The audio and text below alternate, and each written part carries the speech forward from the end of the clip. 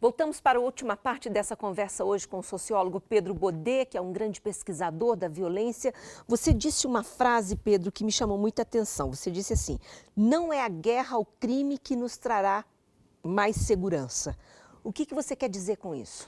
Quero dizer o seguinte, que a nossa maneira de pensar é uma maneira que eu diria quantitativa. Então a gente quer mais polícia, endurecimento de penas, e isso é entendido como uma espécie de guerra. Então se faz Mais guerra vaga ao nos crime, presídios. guerra à violência, guerra às drogas, guerra a tudo.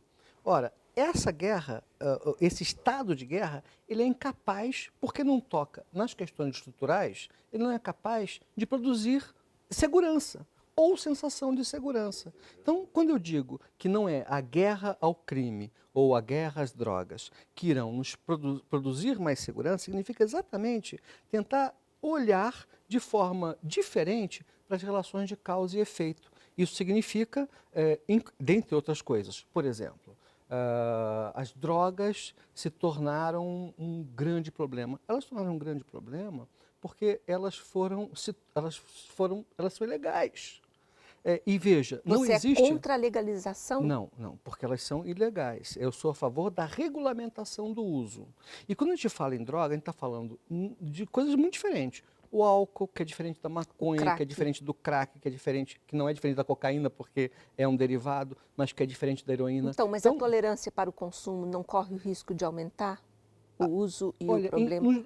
Nos locais do mundo... Estou te provocando aqui. Não, por favor. Nos locais do mundo em que isso foi feito, não se produziu aumento do consumo, não se produziu aumento dos casos de overdose, mas diminuiu sim a violência, porque se diminuiu a criminalização do usuário.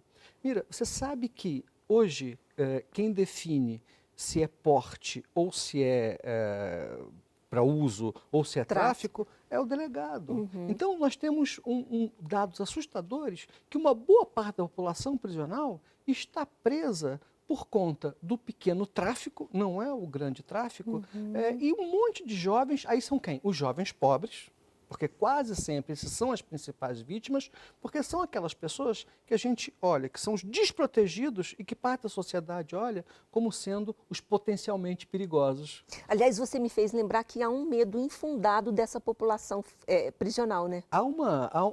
Da população pobre, não é isso? Não, todo mundo tem medo de quem está preso. Porque a gente ouve com frequência as pessoas dizerem assim, os presos, eles querem vida boa, eles têm vida boa. As pessoas deveriam visitar um presídio para ver o que é um presídio, o que é um presídio no Brasil, né? Isso eu conheço bem porque eu fiz pesquisa, enfim, nessa área. Mas principalmente quando a gente fala em presídio, a gente está falando desde o rapaz, desde a pessoa que cometeu o pequeno furto ou estava lá com umas buchas de maconha no bolso, até o latrocida.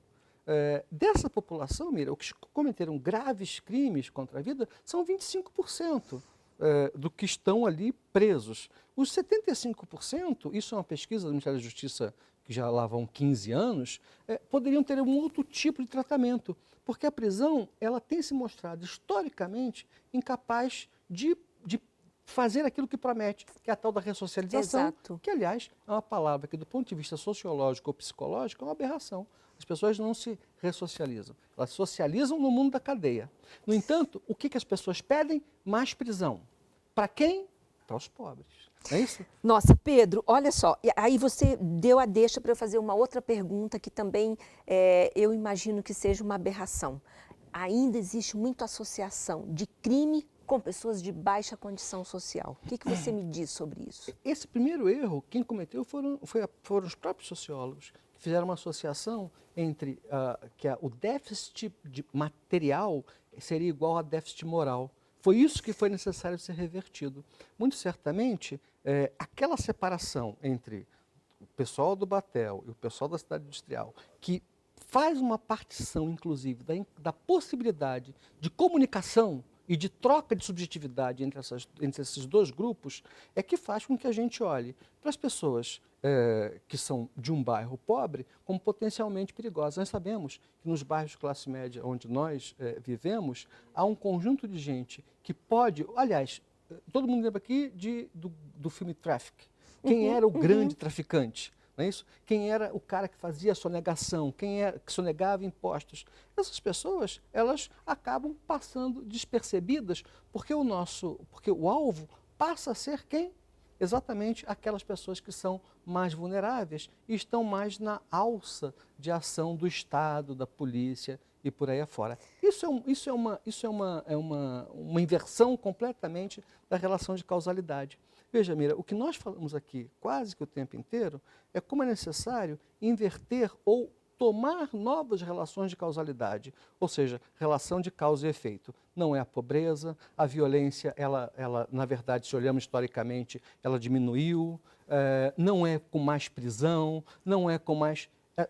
É necessário que nesse debate nós façamos essa discussão de cabeça fria, com os dados empíricos que vêm sendo coletados há muitos anos e indicam que o caminho que nós estamos trilhando não é o melhor caminho, mas que, por vezes, os políticos repetem. Agora, na época das eleições, nós vamos ver um monte de repetição. Eu vou acabar com o crime, eu vou acabar com a criminalidade, pedindo mais do mesmo, endurecimento penal, mais polícia, sem pensar em reestruturar ou mudar as relações de causa e efeito. Que é isso que está sendo discutido nessa proposta de emenda constitucional. Para a gente fechar, há uma possibilidade aí. Há uma possibilidade grande e fundamental. Há um enorme acordo no mundo científico, acadêmico e dos estudiosos preocupados não com seus interesses corporativos, mas com os interesses públicos, de que essa PEC ela pode ser o sinal, claro, não se resolve nada de um dia para o outro, mas de dar um passo fundamental. Repito, é a PEC 51 e aquilo que as categorias de base têm destacado de forma fundamental, que é desmilitarização, unificação, carreira única. Pedro, muito obrigado por esse papo aqui no Gente.com. Foi um prazer enorme falar com você. O prazer é Nós conversamos com o sociólogo Pedro Baudet, especialista em violência, e a gente se vê no próximo programa. Até lá!